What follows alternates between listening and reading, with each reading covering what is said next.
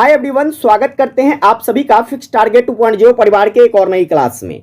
जितने भी बच्चे बिहार के किसी भी यूनिवर्सिटी से ग्रेजुएशन थर्ड सेमेस्टर में हैं, आप चाहे साइंस संकाय के स्टूडेंट्स हैं, कॉमर्स संकाय के स्टूडेंट्स हैं या फिर आर्ट्स संकाय के स्टूडेंट्स हैं, आप सभी बच्चों के लिए आज की क्लास काफी ज्यादा इंपॉर्टेंट रहने वाली है। क्योंकि आज से बच्चे हम लोग एबिलिटी इनहेंसमेंट कोर्स यानी कि एईसी पेपर थर्ड की क्लास स्टार्ट कर रहे हैं। अब बात करते हैं एईसी पेपर थर्ड की, तो बच्चे यहां पर आपको डिजास्टर रिस्क मैनेजमेंट पढ़ना है। इसका सिलेबस मैंने ऑलरेडी डिस्कस कर दिया है, डिस्क्रिप्शन में आपको लिंक मिल जाएगा, वहां से आप देख लीजिएगा। जैसे कि हम बात करते हैं, आपने सेमेस्टर 2 में साइंस, कॉमर्स, आर्ट सभी संकाय के बच्चों ने एनवायरमेंटल स्टडीज पढ़ा था, वैसे ही यहां पर आपको डिजास्टर रिस्क मैनेजमेंट पढ़ना है। अब डिजास्टर रिस्क मैनेजमेंट की बात करते हैं तो हम आज शुरुआत कर रहे हैं पहला यूनिट, और पहले यूनिट में बच्चे आपको इंट्रोडक्शन ऑफ डिजास्टर के बारे में पढ़ना है, यानी कि आपदा का परिचय करना है। इसके बाद different type of natural disaster के बारे में पढ़ना है, कहे तो आपको अलग अलग प्रकार की प्राकृतिक आपदाओं के बारे में पढ़ना है। तो चलिए हम लोग आज स्टार्ट करते हैं क्लास और सबसे पहले टॉपिक पर चर्चा करते हैं। पहला टॉपिक जो आपका रहेगा, व्हाट इज डिजास्टर, यानी कि आपदा जो है यह क्या है। हम आपदा के बारे में जानेंगे, आपदा का क्या अर्थ होता है, इसके अर्थों को समझेंगे और इसकी अलग अलग प्रकार की परिभाषाओं को देखेंगे। तो एक बार आप लोगों ने सेशन को शेयर नहीं किया है बच्चे, तो अपने सभी दोस्तों के बीच शेयर कर दीजिए ताकि सारे बच्चे क्लास को ज्वाइन कर सके। सेशन को लाइक नहीं किए हैं, लाइक कर लेना, और चैनल पर नए हैं तो सब्सक्राइब करके आप भी नोटिफिकेशन बेल ऑन कर लीजिएगा ताकि आपको टाइम से क्लास मिल सके। अब आइए बात करते हैं हम लोग आज के टॉपिक पर। तो टॉपिक की बात करें बच्चे, तो सबसे पहले हम लोग जानेंगे आपदा के अर्थ को, यानी कि meaning of disaster. Meaning of disaster की बात करते हैं बच्चे, तो ये जो आपका डिजास्टर शब्द है, डिजास्टर शब्द आपका इटालियन शब्द से बना हुआ है। अब वह कौन सा इटालियन शब्द है, तो वह इटालियन शब्द है आपका डिजास्टरो। क्या है बच्चे? डिजास्टरो एक इटालियन शब्द है और इसी इटालियन शब्द से डिजास्टर शब्द की उत्पत्ति हुई है।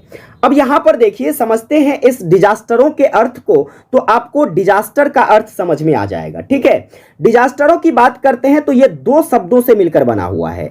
इसमें एक उपसर्ग लगा हुआ है डिस, और दूसरा जो शब्द है वह है एस्ट्रो। डिस और एस्ट्रो के अर्थों की बात करते हैं तो डिस का जो अर्थ होता है बच्चे, इसका जो है शाब्दिक अर्थ, वैसे तो हम एक नकारात्मक उपसर्ग के रूप में इसे देखते हैं। नकारात्मक उपसर्ग कहने का मतलब है कि यह एक नकारात्मक पक्षों को दर्शाता है। वही बात करते हैं एस्ट्रो शब्द की, तो एस्ट्रो शब्द का जो अर्थ होता है वह होता है तारा। अर्थात कहें तो आपके जो डिजास्टरो शब्द है, डिजास्टरो शब्द जिससे डिजास्टर बना हुआ है, अर्थात डिजास्टर यानी कि आपदा का जो शाब्दिक अर्थ हो जाएगा बच्चे, वह हो जाएगा तारों या ग्रहों की प्रतिकूल स्थिति। समझ में आई बात कि आपदा का अर्थ क्या होगा? तारों या ग्रहों की प्रतिकूल स्थिति। अब यहां से आपके पेपर में ऑब्जेक्टिव क्वेश्चंस बनेंगे। कैसे बनेंगे, चलिए इस पर चर्चा करते हैं। सारी चीजें आपको साथ साथ कवर करवाते चलता हूं, ठीक है। ऑब्जेक्टिव क्वेश्चंस की बात करते हैं तो आपसे क्वेश्चंस में पूछेगा डिजास्टर शब्द की उत्पत्ति किस भाषा के शब्द से हुई है। आप कहोगे सर इटालियन भाषा के शब्द से हुई है। वह कौन सा शब्द है? आप कहोगे सर डिजास्टरो शब्द है। अब इसके बाद आपसे पूछा जा सकता है कि आपदा का शाब्दिक अर्थ क्या होता है, तो आप कहोगे तारों या ग्रहों की प्रतिकूल स्थिति। समझ में आई बात इतनी? चलिए एक बार आप लोग कमेंट करके बताना बच्चे ये सारी बातें आपको समझ में आ गई। आगे बढ़ते हैं। अब देखिए, आगे जब बढ़ेंगे तो हम लोग यहां पर डिफिनीशन ऑफ डिजास्टर के बारे में जानेंगे, यानी कि आपदा की जो परिभाषा है आप इसे कैसे परिभाषित करोगे। तो जब बात करते हैं हम आपदा की, तो देखिए आपदा जो होता है यह दो तरह से आपके बीच आ सकता है। पहली चीजें, यह मानव जनित भी हो सकता है और यह प्राकृतिक आपदा भी हो सकती है। प्राकृतिक आपदाओं की बात करते हैं तो जैसे कि आपका भूकंप वगैरह हो जाता है ना, भूकंप हो गया, चक्रवात हो गया, भूस्खलन हो गया, ये सारी चीजें जो है प्यारे बच्चे आपके क्या हो जाते हैं, तो प्राकृतिक संबंधी आपदाएं हैं। लेकिन अगर मानव जनित आपदाओं की बात करते हैं तो जैसे कि आपका आतंकवादी वगैरह जो हो जाता है, यह सब क्या है बच्चे, यह मानव जनित आपदा है जो किसी न किसी प्रकार से जो है आम जनों को क्या करता है, नुकसान पहुंचाता है। समझ में आई बात? चलिए आगे देखते हैं। तो आपदा जो है यह एक मानव जनित अथवा प्राकृतिक विपत्ति है। क्या है यह? एक प्रकार से विपत्ति है जिससे निश्चित क्षेत्र में आजीविका, ठीक है, आजीविका या संपत्ति की हानि होती है और जिसके परिणाम स्वरूप क्या होता है बच्चे, तो मानव और जीव जंतु जो है यह कष्ट में पड़ जाते हैं। यानी कि मानव और जीव जंतुओं के ऊपर क्या होता है, आपदा से कष्ट हो जाता है। ठीक है, आपदा से भारी जान माल की क्या होती है, क्षति होती है। जब मान लीजिए क्या होता है, बाढ़ आता है बच्चे, क्या आता है, बाढ़ आता है, या फिर हम बात करते हैं जैसे तूफान आता है, सुखाड़ होती है, तो इस स्थिति में बच्चे क्या होता है, आपके जान माल को काफी ज्यादा क्षति होती है, लोगों का काफी ज्यादा नुकसान होता है, छोटे छोटे जीवों पर इसका काफी ज्यादा असर देखने को मिलता है। समझ गए ना। अब इसके बाद आगे देखेंगे तो देखिए, आपदा जो है यह एक समाज की सामान्य कार्य प्रणाली को क्या करती है, बाधित कर देती है।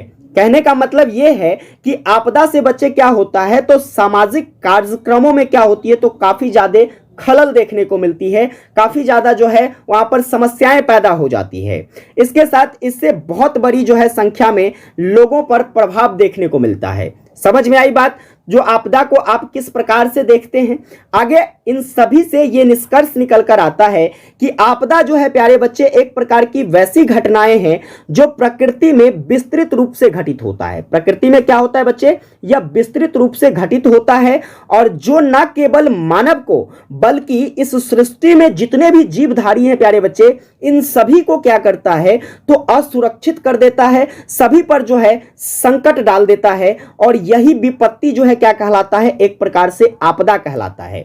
आपदा अलग अलग प्रकार की होगी, जैसे भूकंप हो गया, बाढ़ हो गया, चक्रवात हो गया, सूखा हो गया, भूस्खलन हो गया, आग हो गया, आतंकवादी हो गया, नाभिकीय संगठन हो गया, रासायनिक संकट हो गया। तो ये सारी चीजें जो है बच्चे आपदा के अंतर्गत आता है। तो मैं उम्मीद कर सकता हूं कि आप आपदा की परिभाषा जो है आराम से कर लोगे। लेकिन देखिए, आपदा की बात करते हैं तो इसे जो है अलग अलग प्रकार से परिभाषित किया गया है। कैसे, तो जैसे कि हम बात करते हैं इस क्रम में आपदा प्रबंधन अधिनियम 2005 की जो धारा 2D है, धारा 2D के अनुसार जो है बच्चे आपदा की क्या परिभाषा है, चलिए हम इसको समझते हैं। तो देखिए, आपदा प्रबंधन अधिनियम 2005 की जो धारा 2D है उसमें आपदा को परिभाषित करते हुए बताया गया है कि आपदा से तात्पर्य किसी क्षेत्र में प्राकृतिक या मानव निर्मित कारणों से या दुर्घटना या लापरवाही से उत्पन्न होने वाली दुर्घटना, विपत्तियां, तबाही या फिर गंभीर घटनाओं से है।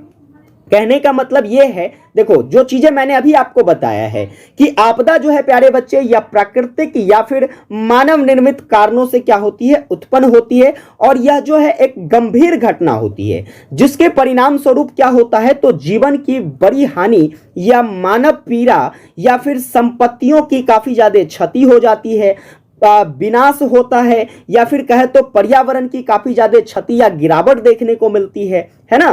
तो इस तरीके से प्यारे बच्चे जो है यह एक प्राकृतिक परिणाम के रूप में आपके बीच आता है और यह हमें क्या करता है प्यारे बच्चे, तो यह प्रभावित करता है। समझ में आई बात। चलिए आगे बात करते हैं।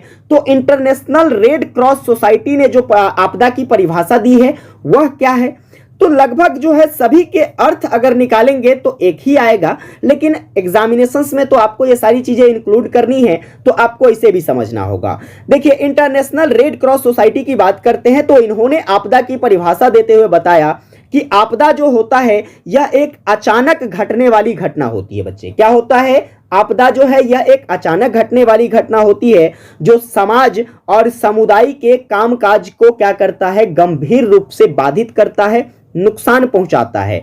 इससे सामाजिक, आर्थिक और पर्यावरणीय क्षति देखने को मिलती है। आपदा से क्या क्या देखने को मिलता है, समाज के अंदर भी काफी ज्यादा नुकसान देखने को मिलती है, लोगों की आर्थिक स्थिति जो है आपदा के समय में खराब हो जाता है और इससे जो है हमारे पर्यावरण पर भी काफी ज्यादा प्रभाव पड़ता है। यह डिफिनीशन किसके द्वारा दिया गया, इंटरनेशनल रेड क्रॉस सोसाइटी के द्वारा दिया गया। ठीक है, ये घटनाएं समाज और समुदाय की अपनी संसाधनों का उपयोग करके निपटने की क्षमता से परे होता है।